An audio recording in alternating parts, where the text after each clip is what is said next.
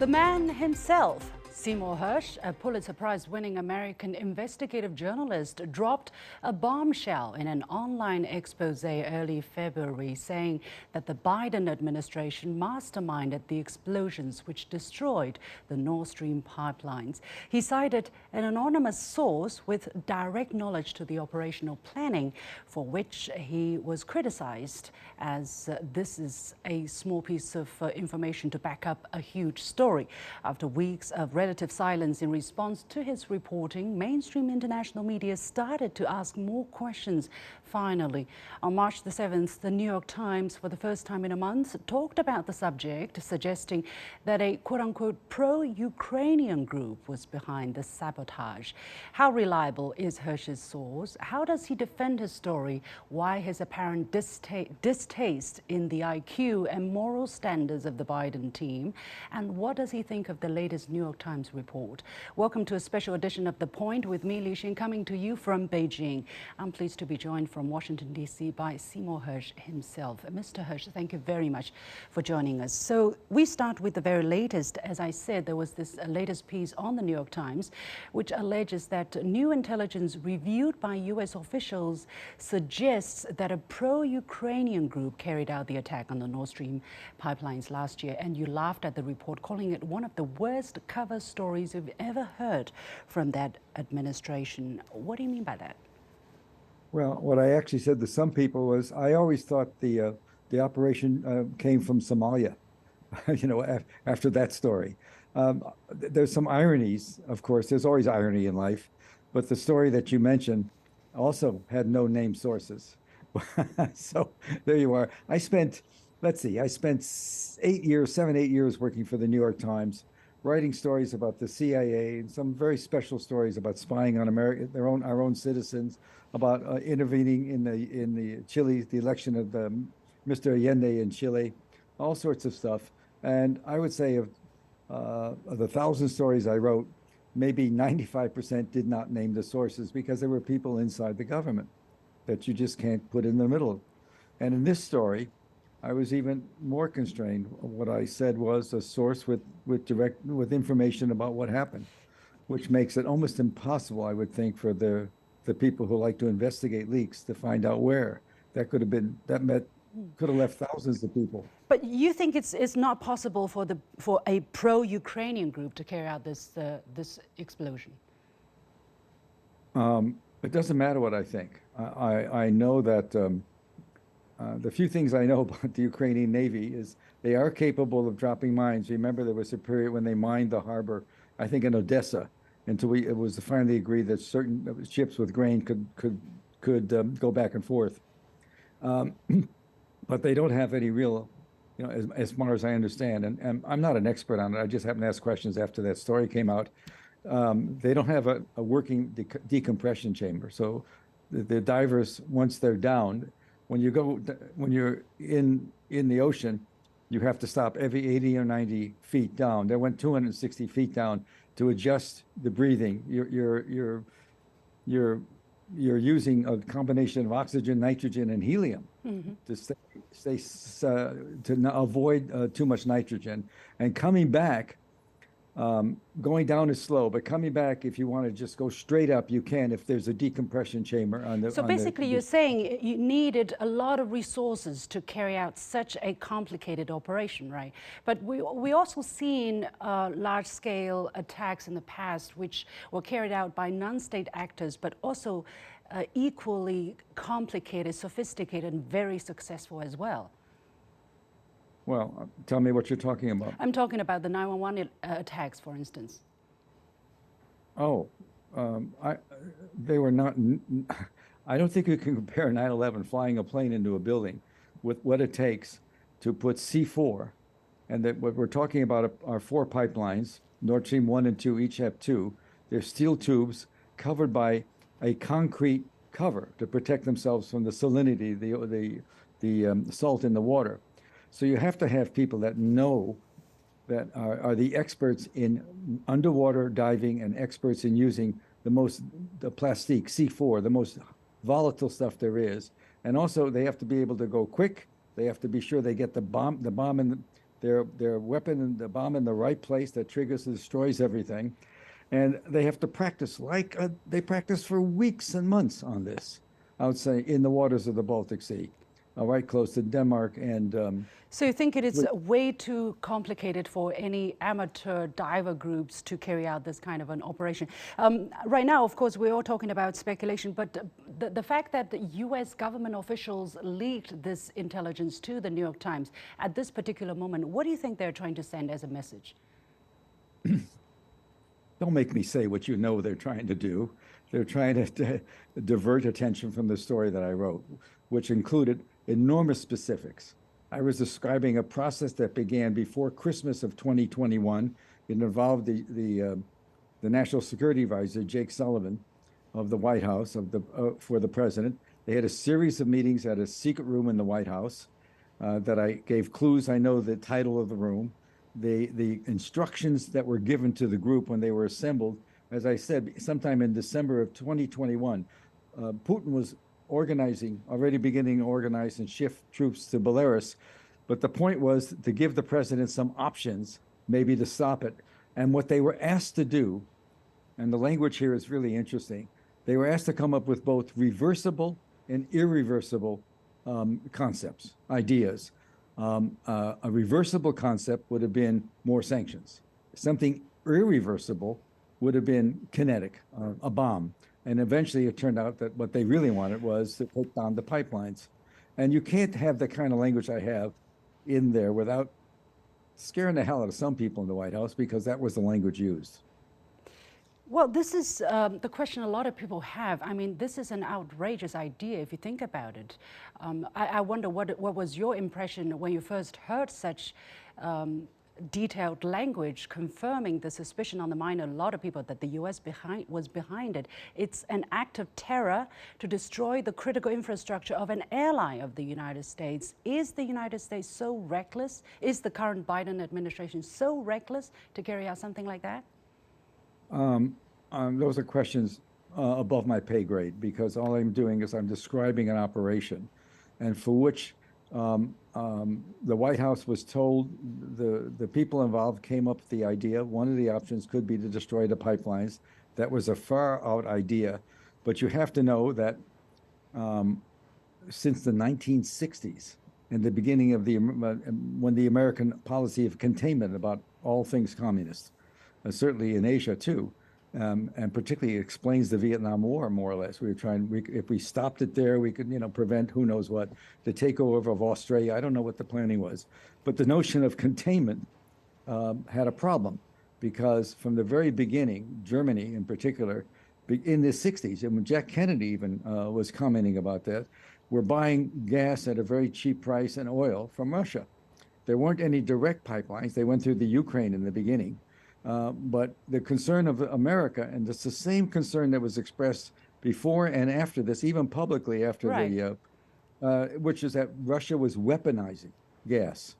And that's a theme that went from the 60s all the way, and certainly in the Bush-Cheney years, Condoleezza Rice, there's some wonderful footage of her bemoaning the power. And certainly in this government, the concern was always been that as long as Germany was getting so much gas at such a cheap price from Russia, that it would be very hard to wean them away from Russia. And so we had a situation, I'll just finish this, we had a situation in which there were two pipelines. The first pipeline, Nord Stream 1, began operations in 2011. And for the next 10 years, Germany had more gas than they could use. They were retailing it themselves. Of course, yeah, I understand. I mean, this is a concern which has been on the mind of the U.S. government for decades, but to actually think about taking it out using bombs, that is taking it really a big step forward. The image would be the U.S. image would be terribly tarnished. The trust in the mind of its allies would be terribly damaged if this ever comes out. And this, you cannot prevent that it comes out one day, because there might be however small, might be a group of people who know about it, as it happened with you, with your story. So the risk is huge, and yet the Biden administration really decided to take this very risky step. You think it's possible? I mean, for a lot of people, it's just hard to fathom. Well, all I know is what I wrote, which is that the initial plan The concern was you're going to use divers to trigger. It's not a bomb. It's a mine to trigger a mine, underwater mine, and you're going to use them in the Baltic Sea where there is no oil. So how can a bunch of divers suddenly start going down? So they really had to work. The problem was always fraught with cover. They didn't have enough cover, but there was an exercise that that NATO does in the Baltic Sea every summer. Baltic Sea is huge. The pipeline we're talking about goes from outside of Leningrad all the way to Germany, 750 miles. And two of them is 1,500 miles of pipes. Anyway, so it's a big it's just not something you do at a minute's notice. We have a long-standing relationship with Norway. The United States, the Norwegians worked very closely with us in the early days of Vietnam, doing operations with our American SEALs inside the North Vietnam before the war was declared. So we have a long-standing relationship with them, and we went to them right away. And I think the number of people that were involved in this was much fewer than you can guess. It didn't take much. The Norwegians provided the ships. The United States had the skill. We were able to find the two best Navy divers in the best ones we could find, who never talked there. And so you had a couple of divers. You had some people from the intelligence agencies. You had the Norwegians. The ship used was a Norwegian, what they call ultra-class minesweeper. So it's not that big of a deal. It's just that the technology of triggering a bomb underwater, if you wait for, is very complicated. But you have called also a part of the called this planning stupidity, and you on several occasions you laughed at the intelligence level of the Biden administration. By the way, it is quite confusing, implicating itself when Biden made the public threat to put an end to Nord Stream 2. Why do you have such apparent discontent? I'm just not questioning their intelligence. These are all people. Tony Blinken and the Secretary of State, the one who didn't go to China to meet his counterpart because of a balloon. Yeah. And Jake Sullivan, who's the National Security Advisor, all have high degrees, right. And the Undersecretary of State, plenty of intelligence. It's just what they're so driven by, I think, hatred of all things, particularly Putin, and also communism per se. They're so cold warriors.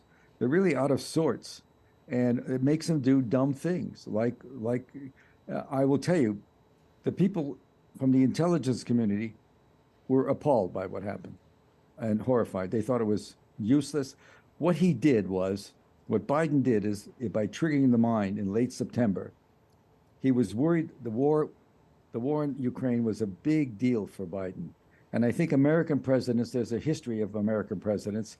The most popular and beloved ones were Lincoln for the war he won in the Civil War, Franklin Delano Roosevelt for the war he won in World War II, winning a war against an adversary. And I don't know, Mr. Biden. I think his social programs are great. I just think his foreign policy is to complete idiocy, alienating a lot of people around the world. Russia has made more friends in the third world since this began than anybody in this administration seems to appreciate. So this notion of American hegemony, if you will, it just doesn't work anymore. And so that's what I object to. I also object to the fact that what is the end game? Right now, I don't know what he wants. Does he want to go and mix it up with Russia eventually? Does he want to keep on going? If he runs into trouble, which he will this winter, winter's over, but there's going to be an offensive soon. Everybody I know in the intelligence community, including some people, I've been around 50 years. By the way, I've been doing stories like this without sources forever. But I'm just going to finish the thought. Everybody I know does not see a positive outcome.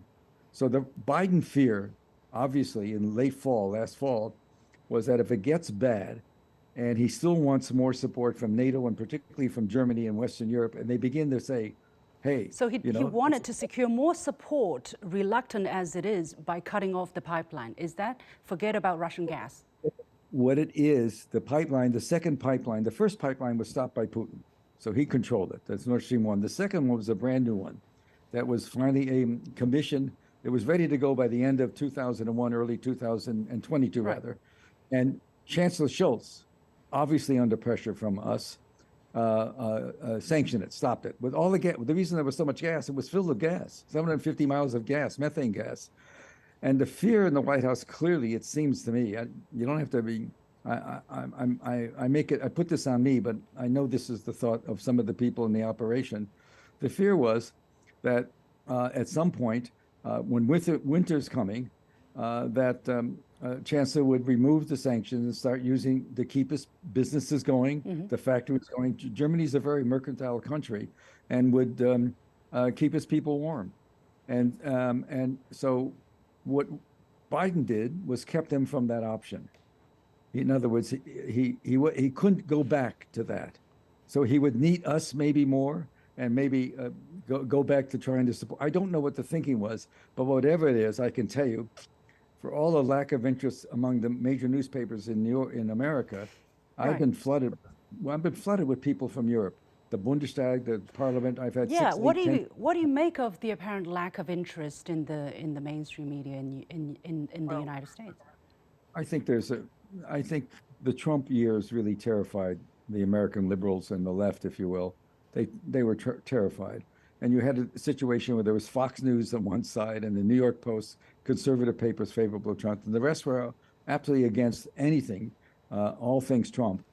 And I think that the fallout is now they have a Democrat who largely won because he wasn't Trump. I mean, there was nothing that overwhelmingly appealing. He's a decent man, I'm sure. I don't know him at all, and was in Congress for many years. So the newspapers are just the thought.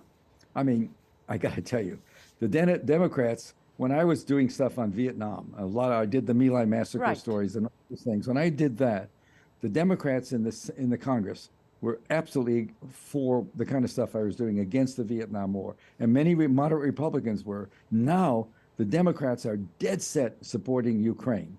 The idea that the head of the Senate, Chuck Schumer from New York, the majority leader, would convene a meeting to discuss what's going on with this policy, it just doesn't exist. Congress pretends it didn't happen either. But that is my story, didn't happen. Not one congressman from the left or the moderate Democrats have talked to me. When in days before I used to go and brief sometimes in private some of the leaders. So basically you're saying this is campaign politics, this is partisan politics on the subject of Nord Stream pipelines. This is also about being renominated again, too. It's not just, it's partisan politics in the broad sense, but in the narrow sense for the president.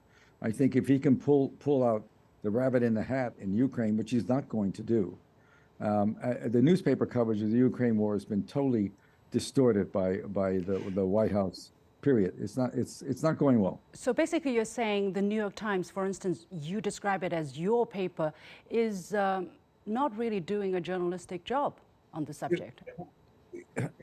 The stuff I see in the paper, constantly being fed to them by the White House, did happen. I worked there in the 70s, but those are halcyon days. We had the Vietnam War was going badly. Nixon was caught up in Watergate, the scandals, and I was writing about anything I wanted. I had total freedom in that paper for 7, 8 years. It was a luxury you cannot believe. It's a very powerful paper, and so the same. I went to work at the New Yorker. Things were great as long as Bush and Cheney were in. But once a Democrat gets in, things get harder, because the papers are naturally liberal. Their audience is liberal. I see. They also hated. Yeah, I'm very curious about the source that talked to you, Mr. Hersh. I don't know how much you can talk about that, but you want. I've been in business for 50 years and written a lot of stories. Yeah, I don't want you of course, I don't want you to name your source, but what was the consideration that you do? What's the kind of work you do before you decide to publish a story based on one single source? I mean, the New York Times, for instance, they have their work judging whether a source is reliable. How do you judge whether your source was reliable? I'll tell you something about my country. Because of what I did in Vietnam, a lot of people that became 3 and 4 star generals and leaders in the intelligence community worked in Vietnam up to 75. And so when the writing I did about Vietnam, very critical, including about massacres that everybody covered up, always stuck with them. And so they move on in life, and by the 80s, they become 1-star generals, and then they retire maybe 2010, and they stay on some in the government, particularly in intelligence communities. And the one thing, the people that gravitate to me they're people who take the oath of office at a high level, anything above enlisted as an officer in the military and in the State Department, in the CIA and the National Security Agency, you take the oath of office, I think every year. And when you take that oath, they're not taking it to their boss or the colonel or the general or to the president. They're taking it to the Constitution. And those are the people that talk to me. There were people who were profoundly upset. They were willing to do what the president asked them to do. They thought they were going to give him some assets, the notion that he could destroy him and communicate that to Russia as an effort to stop it. Once that didn't happen, once the Russians attacked, there was just no reason to do what he did, except out of fear that he might have to prevent Europe from walking away because of Russian gas. That's always been a sub-theme. And I will tell you that Biden himself chaired a committee and was involved as a vice president. Right. In that process. Yeah, let's focus on the source, because I'm really interested, and that's one of the reasons why people attacks you on this or questions your credibility. No, it's not because they're attacking me because of me and the source. They're attacking me because of what the story says. Right, of course, but again, if I wrote a single source about something wonderful that happened in the Biden administration that nobody knew about, I wouldn't be attacked. It would be all over the papers. What do you think would be the reaction or the level of coverage by these papers if such a thing is suspected on a country that's considered to be a threat to the United States? Oh my God! If you're obviously talking about something called China, and I noticed that the very tough talk by one of your senior officials about America the other day was not carried in the papers. Maybe it was. I didn't see it on page one and up prominently. So we're in a question where the Democrats are sort of hugging each other, hoping we can win the House. We've lost the House, hoping we can carry and win the Senate. But right now the polls show that where there seems to be a lot of support for the war in Afghanistan, and there I am, for the war in Ukraine, but more than 60% of the public, if they asked about the money we're spending, $113 billion, you could put everybody in America in a home that doesn't have one for $100 billion. Yeah. We're spending $113 billion. 62% said no. He's losing the war popularity automatically. My personal view is, I don't want to see us be antagonistic to Russia and China. I think that's crazy. It's counterproductive. And I think it's also, they make it personal. They don't make it professional. I mean, somebody wagged his face, it's one of your officials. You cited in one of the interviews on BBC 4 years ago that you actually wanted to be an editor. So when you were publishing on the online platform, who is your editor? Well, no, wait a second. No, what I always said about editors is, I want Eddie. I worked at the New York Times and I saw who was promoted. That's really a misstatement, because I know what I've always said. If 90% of the editors were dismissed tomorrow, the world would be better off. And so what I do, Substack, what happens is Substack is sort of like self-publishing, only it's more than that, but it's quite vibrant in terms of the people that attend to it, because of, my question really is how is there a second pair of eyes? Let me answer your question. Okay. Give me a chance. Because time is very limited. Time is my enemy. No, you can always make this longer or shorter. No, I don't want to, because this is too good. But the thing is, my question really is, how do you? Go ahead. How do you? Use the editors. The editor I use now was the editor when I wrote a whole bunch of series of stories for the London Review of Books, which certainly has amazing. So you have an editor who's overlooking what you're, who's checking. An editor who has a prominent editor and quite well known, and also a literary figure. And I use fact checkers that work for the New Yorker fact checking. Which, of course I do. Well, it's reassuring to know that. This is also about the time where there is a 20-year anniversary of the Iraq War. I have to make it fast. 10 years ago, you asked, what about the Constitution? Now, another 10 years later, what would you say to the situation? Constitution? What do you mean? You wrote an article said Iraq 10 years later. What about? I'm being facetious. Anything. Sorry. You're dealing in a country where guns are being used every day. there's no sense of, I don't know quite where. I love my country. My parents were immigrants. The first language was not English. I grew up poor. I worked when I was 13. Mm-hmm. I got a scholarship to a wonderful university, University of Chicago, where they don't use textbooks.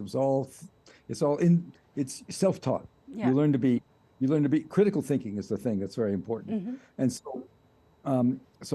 And you also have to understand that I did the My Lai stories was a young man. I stuck 2 fingers talking about a massacre by American troops of 500 individuals raped and murdered and mutilated. And it took me a long time to get it published because everybody denied it. I'm sticking 2 fingers in the eye of Richard Nixon, and I'm not in some gulag. I'm not put away. I'm fame, fortune, and glory. And so America is a special place in principle. What happens now is that, I blame Trump for this because he really created a monster. There's so much fear now that I just think the Constitution has been devalued by Trump. It's a terrible thing he's done. And as somebody who's got family and loves this country, I think the only thing I can do, the best thing I could do, is be as nasty as I can when they're doing dumb things. And what they're doing now, this doesn't mean I love Putin. He started a war, the bloodiest war in Europe since 1945. We had, we had the Balkans and we had the Chestnut, but this is really, so it's on him. Admittedly, he was pushed, but it's on him to start it. And so he's going to have to figure out a way out of that. Yeah. But still, it's my country and it's going wrong. I get your point. Finally, are you going to review more about this story? Are you going to write more on this story? And how do you think we can get to the bottom of it? 2 minutes, please. First of all, I write every week for my Substack. I mean, about this subject, will you have more revelations coming? I'm writing quite a bit of, oh no, they'll never admit it, this administration. So how do we get to the bottom of it? Final thought, okay? The President of the United States has a very immense power. It's called tasking. He can task the American intelligence community, which is quite good. There's an Office of National Intelligence, and they're the powers, and they have an intelligence office that's very competent. The CIA has a Directorate of Intelligence that's very competent. So we'll never find out. All he has to do is ask. Tell me what happened. And why do you think he doesn't ask? Okay. I'll tell you why he doesn't ask. And this is not me. These are people involved. He knows the answer. All right. But he's not going to tell the answer. Thank you so much. Time is very limited, but I have fun talking to you. It's great. It was great to end. Very informative. Thank you so much. Thank you so much, Seymour Hersh, joining us from Washington, D.C. I take this seriously. I only laugh a lot, but I do take it very seriously. Thank you. Of course, I understood. And with that, we come to the end of this special edition of The Point with me, Liu Xin. As always, you can follow me on Facebook and Twitter using the handle Liu Xin in Beijing. On behalf of the whole team, thanks for watching. You've got The Point.